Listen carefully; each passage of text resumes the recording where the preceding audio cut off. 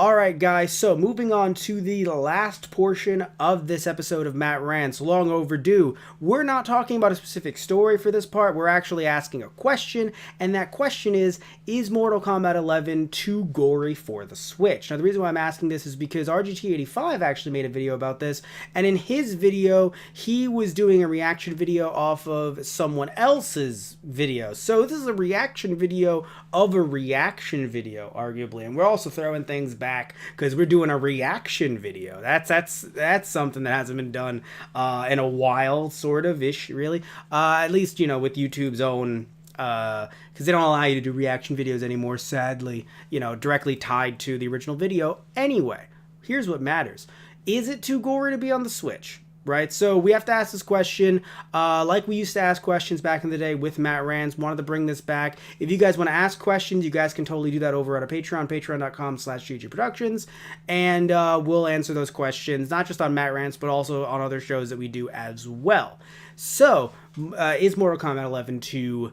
Is it? Because the thing is, for me, the idea that is something too gory for any console of any type. The question is, usually the thought is, will kids get their hands on this? So for me, I think that if you have an M rating, and if there's ways to put up, blockers, just like the Switch has a block that you can't, if you have parental control on it, then you can't, download certain games for the kids.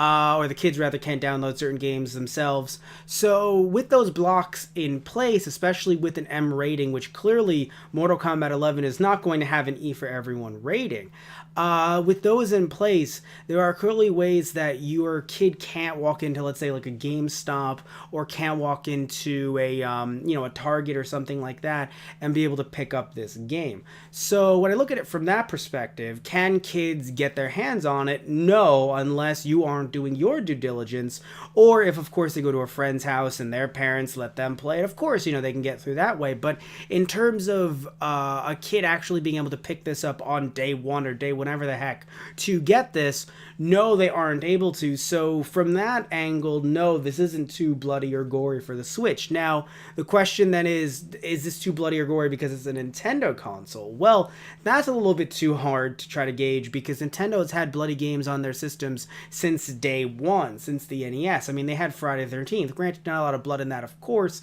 And of course, they've tried to not be as bloody or gory as their competition, of course. But still, while that is true, while Nintendo has had a quote-unquote family image, or tried to have a family-friendly image on the NES and on the Super Famicom or Super NES, at the same time, though, a few games here and there did slip through the cracks. Now, yes, certain games weren't allowed to come over from Japan because, again, Nintendo was trying to have a certain image, but there were always certain games that did slip through, and they weren't, remember, also think about this too, not just now, but also back in the day as well, Nintendo did have to approve these games, so it's not, other than, a few games here and there, like the Tengen games and things like that, you did have to have Nintendo's approval. So just thinking of a few games here and there, I can't think of any off the top of my head, but there have been M-rated games, not just for the Wii. There's actually a great video by Nintendo for M-rated games on the Wii, so those have existed.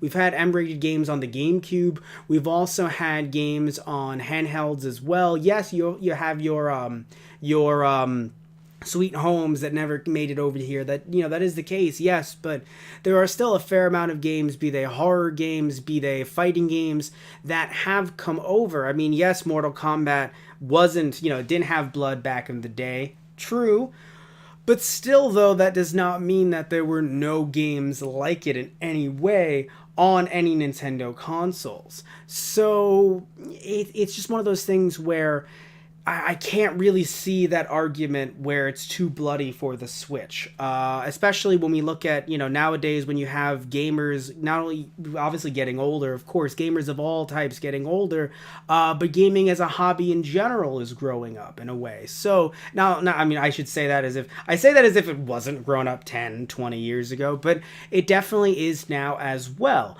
So why shouldn't there be something, if there is a market for it, right? And if money is going to be made from it, why shouldn't there be something like Mortal Kombat 11 on the Switch, as long as it isn't getting into the hands of those that just don't want it, like kids or adults that aren't really interested in Mortal Kombat's kind of cartoony, gory, over the top violence, then you don't buy it, right? So I feel like to say that something is too much of whatever it might be means that what you're saying is that for some reason or another, either for these kids or due to the fact that there's something wrong with Nintendo, or not even wrong with Nintendo, but something anti-Nintendo about it, perhaps. Again, Nintendo's general image, that there's an issue there. And I feel as if there really is no issue there in 2019. Because again, if you don't want something like this, then you just don't buy it, or you don't buy it for your kid, or you make sure that your kid can't get it. And again, as long as there are those fail safes in place by, I believe WB still has the rights to Mortal Kombat, I thought, and of course Nintendo as well, make sure that these kids can't get their hands on it. If that's the case, then I don't really see why something would be too bloody or too gory. Nintendo's image that they've had, that's for first party titles. And this isn't a first party title. Yes, of course, Nintendo has to approve of it to make those cartridges, but still, this is not a first party Nintendo title. If it was, then I'd get where people were coming from and potentially saying this is too bloody or too gory for the Switch. But again, this is just, this is not going to be made for everyone, and this is not being made by Nintendo firsthand. And even if it was, things change and companies change. So I feel as if that, no, it is not too bloody, it is not too gory.